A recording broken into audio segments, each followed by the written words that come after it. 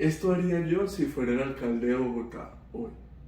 Mucho gusto, hola a todos y a todas. Mi nombre es Alberto Cruz y hoy vamos a hablar sobre la oportunidad que tenemos en este año electoral para hablar sobre los problemas de Bogotá y resolverlos entre todos.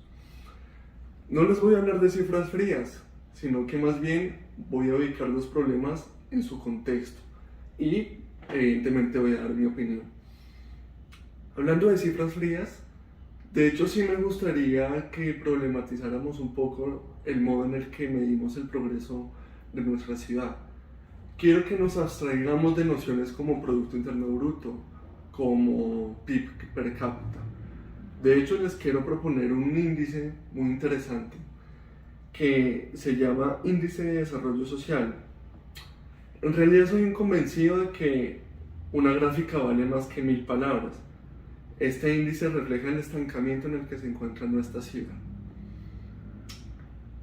A lo largo de este canal les quiero hablar de temas de interés público como educación, salud, movilidad, seguridad, servicios públicos, derechos humanos y corrupción. Sí, en Bogotá sí hay corrupción y no solamente en el sector privado, público.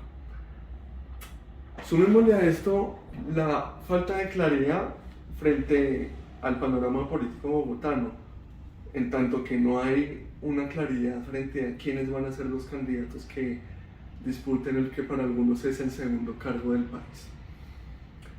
En lo personal, no me voy a dedicar a promocionar a ningún candidato en este espacio, pero evidentemente no me cierro a la idea de proponer alternativas políticas, porque de eso se trata este canal.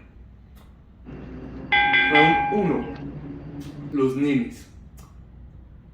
Y es que, ¿cómo no pensar en el grupo en el que yo pude haber estado de no haber sido tan privilegiado? Y son los llamados jóvenes con potencial, es decir, jóvenes que ni estudian ni trabajan. Según las cifras, en Bogotá, solo en Bogotá, hay cerca de 700.000 ninis. Esto es una tragedia social, no se justifica.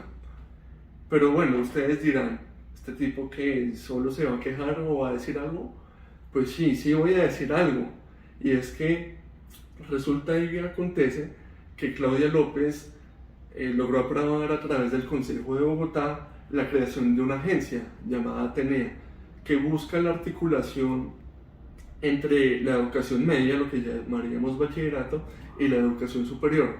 Al respecto, Atenea ha impulsado una serie de convocatorias, ya van por la quinta, en la cual se apuntan a corto plazo a impactar a cerca de 200.000 personas.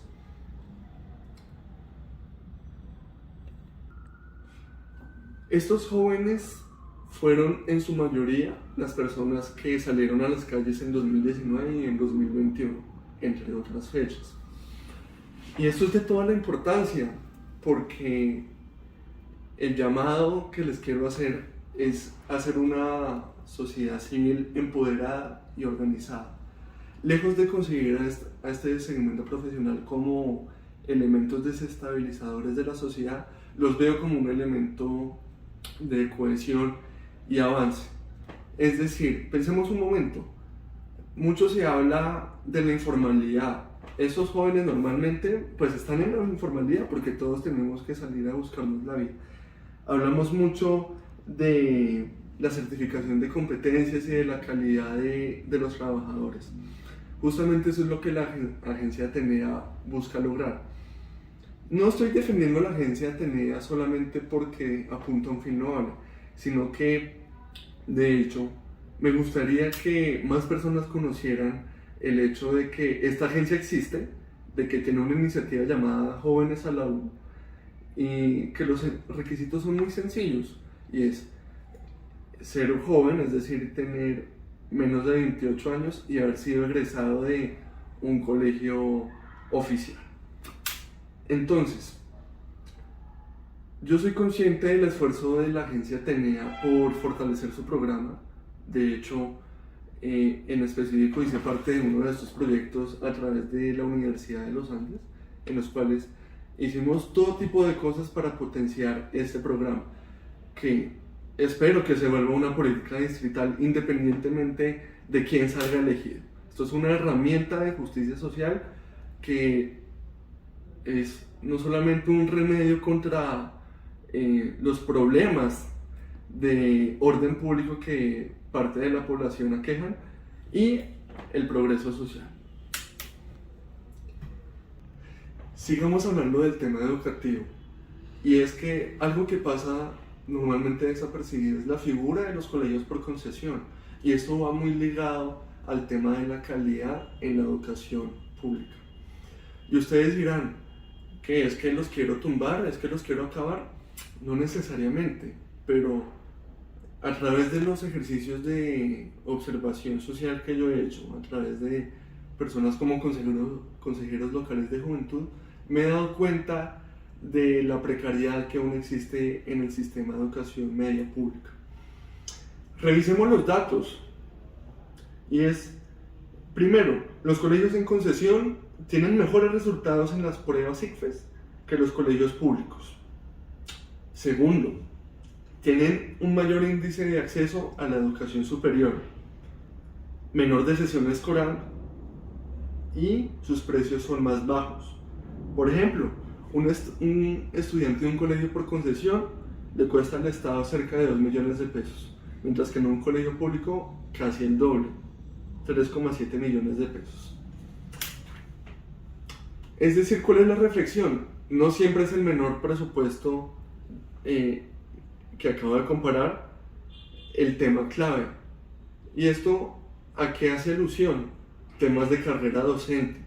Es decir, la rotación en estos cargos es terrible, por ejemplo. Entonces, si revisamos bien, hay una serie de factores que determinan estos resultados, más allá del presupuesto, que es de hecho contraevidente.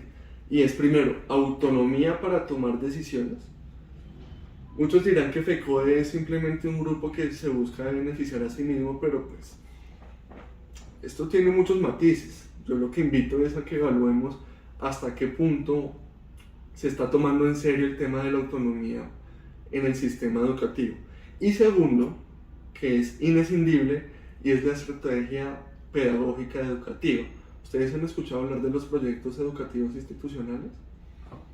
¿Alguna vez se han puesto a revisar, no sé, casos de acoso sexual en colegios públicos y privados también? Bueno, esto tiene todo que ver. ¿Yo qué haría distinto? Y es, bueno, hay que generar incentivos porque los profesores no son negligentes necesariamente porque quieran serlo así, sino porque las condiciones tienden a ser agobiantes. El exministro Alejandro Gaviria ha dado cuenta de cómo la mayor parte de los recursos se van pagando a los profesores.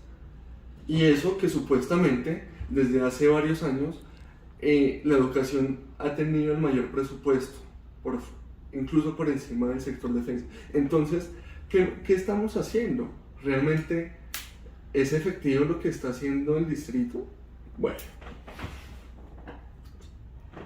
esto también tiene un componente privado, entre comillas, ¿no? Porque para mí todo esto es público.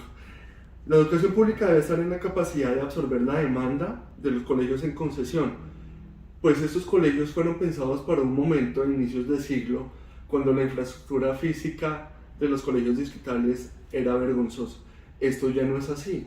Ha habido múltiples pasos en este sentido para recuperar la red pública, y no solamente a través de megacolegios, como pasó hace unos 15 años.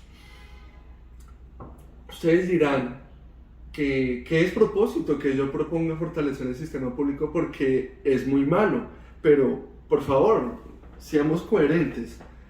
O sea, preferimos la alternativa privada para evitar la intervención del Estado. Se nos olvida que es un privilegio no estar amparado por el servicio público, que nos lleva al problema de los niños. Por favor. Además, como una reflexión alternativa, creo que en estos tiempos históricos que corren tan rápido, especialmente luego de la pandemia, debemos evitar la inmediatez para así salvaguardar el interés del conocimiento, que es una de las banderas de este gobierno nacional con las cuales yo comulgo, y priorizar lo humano sobre los capitales. Round 2. ¿Y el empleo? La situación económica no es la excepción. Muchas empresas siguen golpeadas luego de la pandemia y de la incertidumbre por el cambio de mandato. Con todo, yo apuesto a apostar por la iniciativa pública y privada en términos de capacitación. De hecho, me gustaría destacar los esfuerzos de las cámaras de comercio para fortalecer los procesos de modelos productivos de emprendedores y emprendimientos. Y de hecho, también quiero destacar la importancia del sistema de compras públicas. Una ciudad como Bogotá es todo lo contrario en términos presupuestales a la nación, puesto que del total de su presupuesto, solo el 30% se da a funcionamiento. Es decir, de 16 billones en total del presupuesto de este año para Bogotá, básicamente 9 o 10 billones de pesos se pueden ir a financiación de proyectos e innovación. Es decir, es momento de apropiarnos de la contratación del Estado para así darle legitimidad y un mayor alcance social. En este sentido, la innovación y la formalidad se vuelven más sencillas. ¿Por qué? Porque además de esto, la Secretaría de Desarrollo Económico viene liderando una política pública llamada Trayectoria, que es un programa para apalancar la innovación de las MIPYMES. Están inventados a conocerlo, es muy interesante. Y bueno, ¿qué nos dice la trayectoria? Pues básicamente que necesitamos apropiarnos del significado de la actividad económica, valorar lo que damos y por qué lo damos. La corresponsabilidad parte de ser sinceros frente a las desigualdades que existen entre las personas que tienen las herramientas para iniciar un trabajo digno y aquellas que no. Comprar en plazas públicas, escoger proyectos alternativos por fuera de lo que solemos hacer. Es decir, yo respeto mucho el trabajo y la responsabilidad social de las empresas hegemónicas de este país, pero, por ejemplo, ustedes están al tanto de las ferias que están haciendo algunas alcaldías locales como la de Chapinero, en algunos parques de bolsillos donde se promocionan proyectos pues que valen la pena apoyar. Bueno, ahí se los dejo.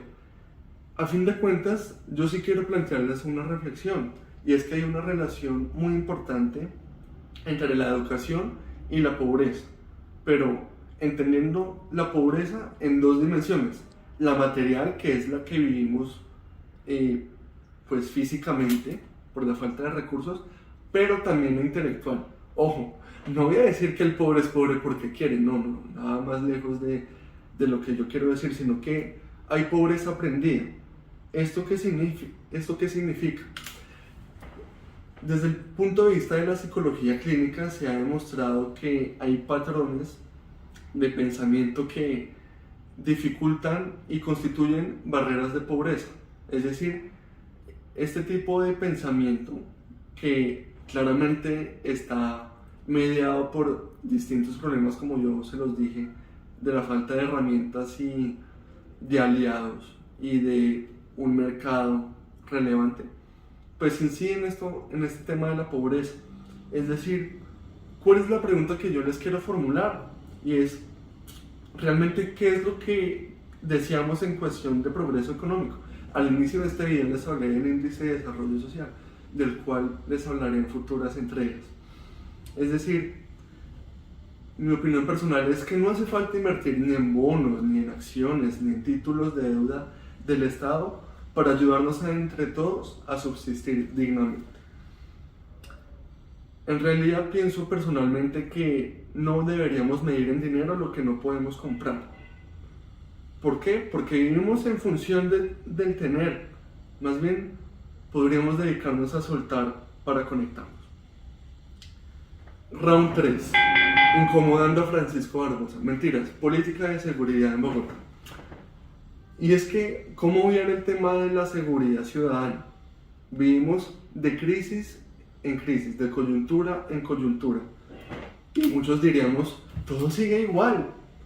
La policía, el alcalde, todos se culpan. Que los venezolanos, no a la xenofobia ni a la porofobia, por favor. ¿Y qué decir de nuestro fiscal? Dicho sea de paso, que está más enfocado en sacar los dientes frente a la paz total que en apersonarse por la cotidianidad de millones de personas que padecen situaciones de zozobra estructural. No quiero dedicarme a culpar a las instituciones, que claramente tienen una responsabilidad inmensa en esto, sino veamos qué hacemos nosotros. Sino, ¿por qué? Porque somos reactivos. Preferimos la mano dura a las soluciones concertadas y planificadas. Soluciones que nosotros como ciudadanos tenemos real y simbólicamente en nuestras manos. ¿Por qué? ¿Alguno de ustedes ha escuchado hablar de la política criminal? Pues claro, no hay política criminal sin denuncias. ¿Ustedes han usado en algún momento el aplicativo web para denunciar? ¿Tienen conocimiento de cómo hacer de seguimiento una denuncia? ¿Sabían que es su derecho obtener una respuesta de las instituciones investigadoras frente a las denuncias que ustedes están haciendo? Hagamos el ejercicio pedagógico. Y es que realmente nadie duda, por ejemplo, hablando de la policía, de que debe profesionalizar a sus funcionarios. Pero yo creo y sostengo que el alcalde debe, inmediatamente se posesione, instalar una plataforma rectora de la política de seguridad ciudadana, que incluya la gestión de herramientas de planificación y sobre todo de evaluación de la coordinación en las respuestas de las instituciones y entre ellas.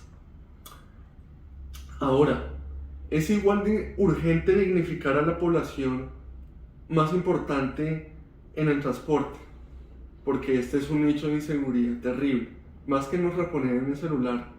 ¿Cuántos celulares les han robado en los últimos años? Ya hicieron la cuenta. Y estos son las mujeres. Yo apoyo la creación de un componente especial de seguridad en el transporte masivo, que articule diferentes entidades, porque ninguna sola puede por sí misma. La Secretaría de Movilidad, Transmilenio, el SITP, las alcaldías locales y la policía. Pero, como ya se los dije, esto empieza por nosotros. Si damos la silla a una mujer que nos cuesta, tengamos la valentía de alertar sobre un posible acoso sexual. Hagamos un llamado a que se instalen los botones de alerta en el sistema público. Podría ser una aplicación móvil. Perdón, creo que perdí la cuenta de las preguntas y ni siquiera les he dicho. Por favor, usen la barra de comentarios para hacerme otras preguntas y dar sus aportes, los que quieran. Nosotros también venimos de una mujer y claramente pudimos nacer mujeres.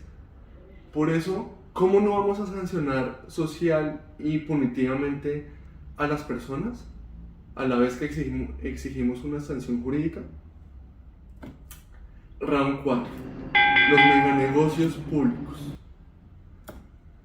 El problema de los servicios públicos con sus rentabilidades súper jugosas no es algo que quiera dejar de lado. Por ejemplo, las polémicas de los contratos de la administración de la recolección de basuras, que tanto incomodaron a Gustavo Petro, pero que también tienen que ver con Enrique Peñalosa, porque nos inundó de basura, pero ahí sin ningún medio de control salió a decir nada, pues deberían hacernos pensar sobre los programas que realmente se justificaban y que eran positivos para la ciudad. Así no nos gustará el estilo del alcalde de turno. Estoy hablando del programa Basura Cero. Recientemente el presidente Petro propuso establecer en todo el país el programa Basura Cero. Recordemos que este programa se basa en remunerar a los recicladores tradicionales para disminuir las tarifas del servicio de aseo. Hoy en día, este negocio está precarizado para esta población, mientras que algunas grandes fortunas se llevan el grueso. ¡Oh, sorpresa! Durante este anuncio, el presidente aclaró que este programa busca disminuir las afectaciones del tema de las basuras sobre el medio ambiente. En síntesis, se busca que se disminuya sustancialmente los servicios de aseo tradicionales que llevan residuos a puntos de cielo abierto, botaderos de basura y enterramientos. Ahora que caigo en cuenta, ¿tienen alguna idea para manejar el tema de las basuras? ¿Reciclan ustedes? ¿Por qué? Porque hay ideas muy novedosas. Por ejemplo, el ex candidato a la alcaldía, Antonio Navarro Wolf, propuso una campaña de energía térmica con base en estos desechos. ¿Acaso no vale la pena hacerlo? Este es el negocio, no hablar de estas ideas disruptivas. Bueno, está bien. Muchas ideas interesantes, pero ustedes se preguntarán, ¿cómo voy yo acá? Y es que, pues claro, además del tema de las tarifas, hay un tema de interés público y es que hace muy poco un tribunal de arbitramiento, que es una sede de justicia paralela, básicamente condenó a Bogotá a pagar 60.000 millones de pesos por la demanda del operador del relleno sanitario Doña Juana. En este caso, lo que se me hace curioso es que, si bien las pretensiones eran por más de 1 billón de pesos, la alcaldesa salió a promocionarlo como un éxito. Yo creo que no. Definitivamente 60.000 millones de pesos alcanzarían para muchísimos cupos en jóvenes a la U, ¿no les parece? Bueno, más allá de esto, yo quiero que veamos qué estamos haciendo exactamente, y es que este modelo es bastante malo. Por ejemplo, es tan insostenible que nosotros como ciudad seguimos pagando la indemnización ordenada por el Consejo de Estado hace cerca de 20 años por el deslizamiento que hubo en esa época en el relleno sanitario de Doña Juana. Eso por no hablar de la pesadilla que es vivir en los barrios cotidianos a este horror urbanístico. Un último chicharrón ambiental. No se nos puede olvidar hablar de las plantas de tratamiento de aguas residuales. No sé, realmente a mí personalmente me duele porque hace una pérdida de nuestro sentido de pertenencia como bogotanos y una afectación ecosistémica terrible. Entonces, ¿qué podemos hacer? Pues la petarca NOAS, de la que tanto se ha hablado a raíz de la acción popular impulsada para proteger el río Bogotá, pues va más lento de lo que uno quisiera, y es que ha habido muchas demoras en trámites. Por ejemplo, por más de un año el Ministerio de Hacienda estuvo pendiente de dar el aval para un crédito del Banco Mundial para financiar esta obra. Bueno, esto ya se dio. Afortunadamente la empresa de alcantarillado y acueductos ya puede operar en este caso. Pero es que la conclusión es que Bogotá tiene que cumplir la elección popular, que está orientada a reparar el daño y a prevenir el daño medioambiental futuro. De hecho, hay algo muy curioso, y es algo que quiero que le hagan seguimiento, y es la magistrada de este caso. Es una magistrada bastante polémica que tenía bastante afinidad con un alcalde, es decir, el alcalde Peñalosa. Esto no es correcto. Pero bueno, así nosotros vemos que aún en las cosas irregulares salen cosas bastante positivas. Bueno, round 5. Reforma a la salud sin pasar por el Congreso.